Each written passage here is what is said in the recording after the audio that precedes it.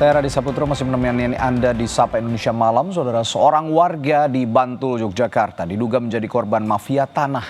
Sertifikat tanah seluas lebih dari 1.600 meter persegi miliknya tiba-tiba telah berganti nama dan akan segera dilelang pihak bank karena menjadi agunan pinjaman yang sudah jatuh tempo. Tupon Hadi Suwarno atau Mbah Tupon tidak pernah menyangka di usia senjanya ia terancam kehilangan rumah dan tanahnya seluas lebih dari 1.600 meter persegi. Sertifikat tanah milik Mbah Tupon kini telah beralih nama pihak lain. Warga desa Bangun Jiwo, Kasihan, Bantul ini diduga telah menjadi korban mafia tanah. Mbah Tupon mengaku beberapa tahun lalu sertifikatnya diserahkan ke salah seorang tetangganya. Mbah Tupon meminta bantuan tetangganya untuk memecah sertifikat agar bisa diwariskan ke anak-anaknya. Beberapa tahun tidak ada kabar soal sertifikat tanah itu, sampai akhirnya datang pihak bank yang mengklaim akan menyita tanah milik Mbah Tupon. Sertifikat kula niku nama jaluk kali Pak Bibit, ajeng dipecah-pecah ke tengah anak kula. Nunjuk pripun kabare terus pripun? Kabare iki kula ngrenake nggih sesuk sira yo dadi Mbah ngoten niku. Bang dugi. Nggih. Terus Bang dugi pripun? Dilelang. Mungal pun dilelang ngoten. Bareng ngoten niku kula kaget. Terus wis sakal mboten temutan ana napa. Mboten kemutan ana napa pokokane mboten eling pokokane pun. Keluarga Mbah Tupon juga kaget saat sertifikat tanah telah berganti pemilik. Bahkan keluarga tidak mengenal nama pemilik sertifikat. Keluarga juga menegaskan tidak pernah meminjam uang di bank dengan mengagunkan sertifikat tanah. Kaget ya, kaget saya Pak. Soalnya pecah pemecahan kok jadi balik nama gitu, atas nama orang lain. Nah 2 tahunan itu Bapak pun matus-matus. Bapak itu mencari Pak Bibit, nanyain sertifikatnya itu, gimana Pak kabarnya sertifikatnya itu. Kata Pak Bibit, baru proses, nah, tenang wae ditunggu wae, baru proses pemecahan gitu. Nah, selang berapa bulan kemudian pihak Bank PNM itu datang ngasih kabar kalau tanah ini udah atas nama orang lain, atas nama Indah Fatmawati. Nah, terus dari pihak sana itu bilang sudah pelelangan pertama dan dianggunkan 1,5 M. Polda DIY saat ini masih menyelidiki kasus tanah milik Mbah Tupon. Melalui pesan tertulis ke Kompas TV, Kabid Humas Polda DIY, Kombes Ihsan menyatakan Polda DIY telah menerima laporan kasus Mbah Tupon pada 14 April lalu. Kini Mbah Tupon dan keluarganya berharap sertifikat tanah miliknya bisa segera kembali pada dirinya. Tim Liputan, Kompas TV. Kalau Bapak kerjanya apa Mas? Saudara, Mbah Tupon diduga menjadi korban mafia tanah. Lalu bagaimana melindungi hak-hak agraria warga dalam kasus seperti yang menimpa Mbah Tupon ini? Dan bagaimana pula peluang Mbah Tupon bisa mendapatkan kembali sertifikat tanahnya? Kita akan bahas bersama putra dari Mbah Tupon, Mas Heri Setiawan, dan Guru Besar Hukum Agraria UGM Nur Hasan Ismail. Selamat malam Mas Heri dan Pak Nur Hasan. Selamat malam Mas. Baik, saya ke Mas Heri dulu nih. Mas Heri menampingi Bapak ya saat ini ya. Saya mau tanya nih Mas Heri, sudah kemarin katanya Bapak, Mbah Tupon ini sudah lapor polisi. Apa sudah ada penjelasan dari polisi soal kasus ini dan siapa saja sih yang dilaporkan ini? Dari kasus polisi kemarin sudah penyidikan. Yang dilaporkan itu Bapak Bibit Rustamta, Triyono Brengos, terus notarisnya itu atas nama Ahmadi. Oke, Pak Bibit ini siapa Mas Heri? Pak Bibit itu yang menerima pertama kali sertifikat Bapak buat pepecahan itu.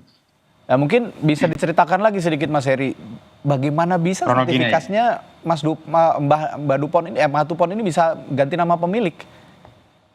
Ya, bermula itu pada tahun 2020 Bapak saya kan menjual tanah ke Pak Bibit Rustamta seluas 298 meter persegi. Mm-mm. Di waktu yang sama itu Bapak juga mewakafkan sebidang tanah buat jalan sebesar 90 meter persegi dan gudang RT 45 meter persegi. Oke. Nah, setelah proses itu selesai, selang beberapa bulan kemudian Bapak Bibit Rustamta itu menanyakan sertifikat Oke. ke bapak saya kan, Mbah, ini sertifikat kalau mau dipecah waris ke anak kamu gimana, Mbah? Hmm. Karena tidak Karena semua kan- dijual begitu ya? Iya. Tanahnya itu tidak Karena semua kan- dijual. Iya. Jadi mau dipecah Karena sertifikatnya. kan- Oke. Karena pembayaran itu kan masih ada sisa nih Pak Bibit. Oke. Nah, uangnya itu mau dibikin buat pecah waris Hmm. gitu. Oke. Nah, selang itu sertifikat udah di tangan Pak Bibit mau dipecah. Mm-mm. Nah, dalam proses pemecahan itu kan Bapak juga sempat diajak tanda tangan 3 kali. Pertama kali itu tanda tangan di Jalan Janti Hmm. dengan didatengin Bapak itu Triyono Bringos datang ke Oke. rumah. Pagi-pagi itu diajak ke Janti buat tanda tangan. Terus sampai di kantornya itu Mhm.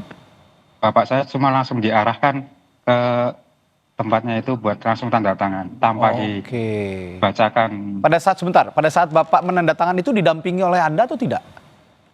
Enggak, saya tidak Oh enggak. ikut di situ. Oh, tapi tidak mendampingi pada saat menandatangan Iya. itu. Jadi sehingga proses pada apa yang ditandatangan itu juga sebetulnya tidak mengetahui seluruhnya Mbah Tupon ini ya, berarti ya. Iya, tidak tahu. Soalnya bapak saya juga tidak bisa membaca dan menulis kan. Pendengarannya juga sudah Iya, berkurang. iya.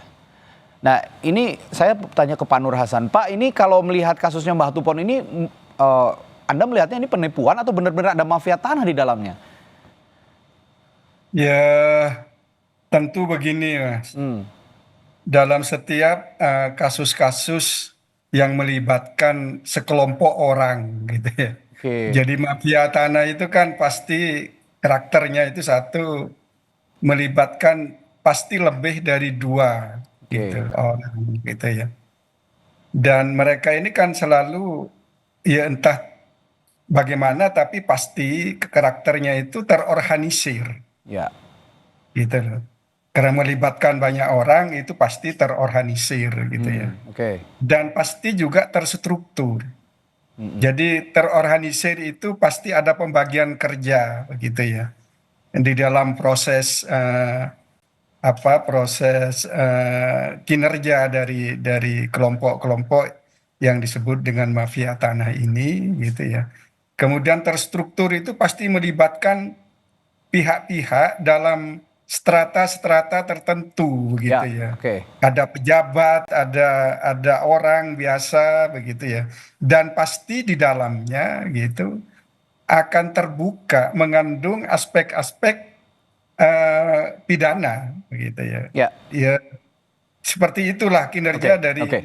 mafia Oke. tanah. Begini Pak Nur Hasan, ini koreksi kalau saya salah. Kementerian ATR BPN itu kan punya aturan seperti Peraturan Menteri Agraria dan Tata Ruang Nomor 21 Tahun 2020 tentang penanganan dan penyelesaian kasus pertanahan serta pembentukan Satgas Anti Mafia Tanah. Nah, ini sudah ada sebetulnya. Tapi kasus ini menunjukkan bahwa implementasi di lapangan ini masih lemah terutama dalam melindungi masyarakat kecil dari modus-modus seperti ini. Terutama kan Mbah Tupon ini mohon maaf ya, seorang difabel begitu. Nah, bagaimana negara hadir seharusnya untuk kasus-kasus seperti ini? Ya aturannya sudah Mas, sebenarnya sudah ada upaya dari sisi aturan gitu ya. Aturannya itu sudah berupaya untuk mencegah untuk tidak terjadi. Tetapi pelaksanaannya kan sangat tergantung pada kondisi pemahaman gitu ya dari masyarakat masing-masing anggota masyarakat gitu Oke, ya. literasi maksud Jadi Anda ya? misalnya gini, Oke. jangan terlalu mudah gitu memberikan, mempercayakan yang namanya sertifikat atau hak apapun yang dimiliki itu kepada orang lain. Jadi intinya di situ gitu loh. Nah ini tergantung pada sosialisasi gitu dari aparat aparat pertanahan kepada masyarakat. Oke. Nah, kan bermula pasti dari penyerahan alat-alat alas hak lah. Apakah itu petuk, gire, atau kalau sudah bersertifikat ya diserahkannya lah sertifikat itu. Pasti awalnya dari situ gitu. Tapi kan di negara kita ini Pak Nur Hasan, ya saya bukannya mau membela masyarakat yang kurang literasi, tapi kondisinya kan memang ya tidak seluruhnya paham literasi hukum gitu. Sehingga seharusnya negara ini punya pengawasan terhadap masyarakat yang rentan untuk diberikan tindak penipuan seperti ini, atau ya oknum mafia tanah yang menyasar justru masyarakat lemah. Bagaimana seharusnya mekanisme ini bisa diperbaiki? Ya kan begini Mas, pasti dalam konteks seperti kasus ini kan pasti melibatkan satu gitu ya, PPAT atau notaris. Oke. Gitu. Nah itu PPAT notaris ini apa yang mau dilakukan? Apakah ini berpindahnya nama, berbaliknya nama kepemilikan itu ditempuh dengan jual beli kah? Oke. Gitu ya, atau seperti apa?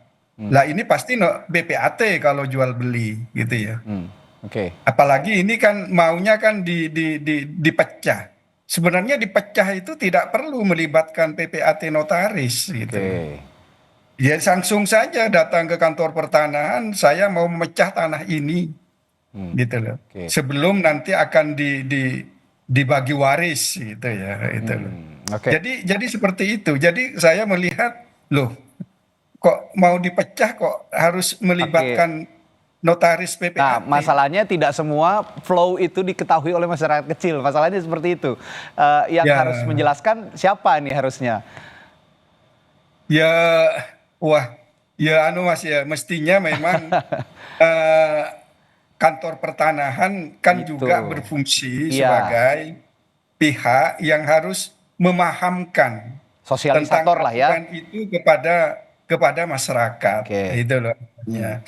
Sebenarnya sudah banyak lah penyuluhan kalau di Jogja itu dari Fakultas Hukum itu sering diminta untuk melakukan penyuluhan, tetapi kan tidak selalu dalam konteks pertanahan gitu ya. Baik.